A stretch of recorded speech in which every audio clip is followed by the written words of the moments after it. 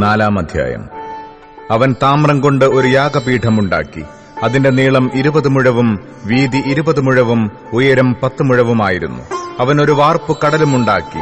അത് വൃത്താകാരമായിരുന്നു. അതിന് വക്കോട് വക്ക് 10 മുഴവും ഉയരം 5 മുഴവും ചുറ്റും 30 മുഴം നൂലളവുമുണ്ടായിരുന്നു. അതിന് കീഴെ ചുറ്റിലും കുമിഴുകൾ മുഴത്തിന് 10 വീതം കടലിനെ ചുറ്റിയിരുന്നു. അത് വാർത്തപ്പോൾ തന്നെ കുമിഴുകളും 2 നിരയായി വാർത്തുണ്ടാക്കിയിരുന്നു. അത് 12 കാളയുടെ പുറത്തു വച്ചിരുന്നു. 3 വടക്കോട്ടും 3 പടിഞ്ഞാറോട്ടും 3 തെക്കോട്ടും 3 കിഴക്കോട്ടും തിരിഞ്ഞിരുന്നു. കടൽ അവയുടെ പുറത്തു വച്ചിരുന്നു.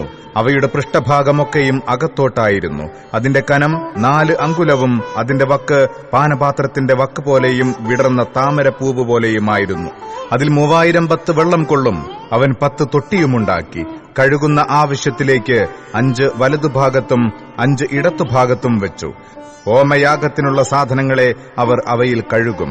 കടലോ പുരോഹിതന്മാർക്ക് കഴുകുവാനുള്ളതായിരുന്നു. അവൻ പൊന്നുകൊണ്ട് 10 വിളക്കും അവയെക്കുറിച്ചുള്ള വിധിപ്രകാരമുണ്ടാക്കി. മന്ദിരത്തിൽ വലതുഭാഗത്ത് 5ഉം ഇടതുഭാഗത്ത് 5ഉമായി വെച്ചു. അവൻ 10 മേശയുമുണ്ടാക്കി. മന്ദിരത്തിൽ വലതുഭാഗത്ത് 5ഉം ഇടതുഭാഗത്ത് 5ഉമായി വെച്ചു. അവൻ പൊന്നുകൊണ്ട് 100 കലശവുമുണ്ടാക്കി. അവൻ പുരോഹിതന്മാരുടെ പ്രാകാരവും വലിയ പ്രാകാരവും പ്രാകാരത്തിന് വാതിലുകളും ഉണ്ടാക്കി. കതക് താമ്രം കൊണ്ട് പൊതിഞ്ഞു. അവൻ കടലിനെ വലതുഭാഗത്ത് തെക്ക് കിഴക്കായിട്ട് വെച്ചു. ഹൂരാം കലങ്ങളും ചട്ടുകങ്ങളും കലശങ്ങളുമുണ്ടാക്കി. ഇങ്ങനെ ഹൂരാം ദൈവാലയത്തിൽ ശലോമോൻ രാജാവിനു വേണ്ടി ചെയ്ത പണി തീർത്തു.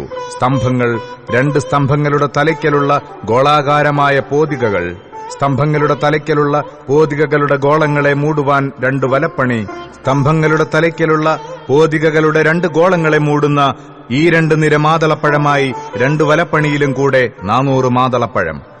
പീഠങ്ങൾ, പീഠങ്ങളിന്മേൽ തൊട്ടികൾ, കടൽ, അതിനു കീഴെ 12 കാള, കലങ്ങൾ, ചട്ടുകങ്ങൾ, മുൾക്കൊളുത്തുകൾ എന്നീ ഉപകരണങ്ങളൊക്കെയും ഹൂരാം ആബി മിനുക്കിയ താമ്രം കൊണ്ട് യഹോവയുടെ ആലയത്തിനു വേണ്ടി ശലോമോൻ രാജാവിന് ഉണ്ടാക്കിക്കൊടുത്തു.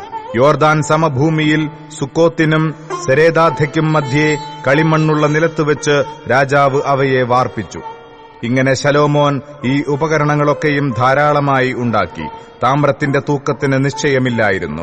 ശലോമോൻ ദേവാലയത്തിലെ ഉപകരണങ്ങളൊക്കെയും പൊന്നുകൊണ്ടുള്ള പീഠവും കാഴ്ചയപ്പം വയ്ക്കുന്ന മേശകളും അന്തർമന്ദിരത്തിന് മുമ്പാകെ നിയമപ്രകാരം കത്തേണ്ടതിന് നിർമ്മലമായ തങ്കം കൊണ്ടുള്ള നിലവിളക്കും ദീപങ്ങളും പൊന്നുകൊണ്ട് സാക്ഷാൽ നിർമ്മലമായ തങ്കം കൊണ്ടുതന്നെ പുഷ്പങ്ങളും ദീപങ്ങളും ചവണകളും തങ്കം കൊണ്ട് കത്രികകളും കലശങ്ങളും തവികളും തീച്ചട്ടികളും ഉണ്ടാക്കി. ആലയത്തിന്റെ വാതിലുകൾ, അതിവിശുദ്ധ മന്ദിരത്തിലേക്കുള്ള അകത്തെ വാതിലുകളും മന്ദിരമായ ആലയത്തിന്റെ കതകുകളും പൊന്നുകൊണ്ടായിരുന്നു.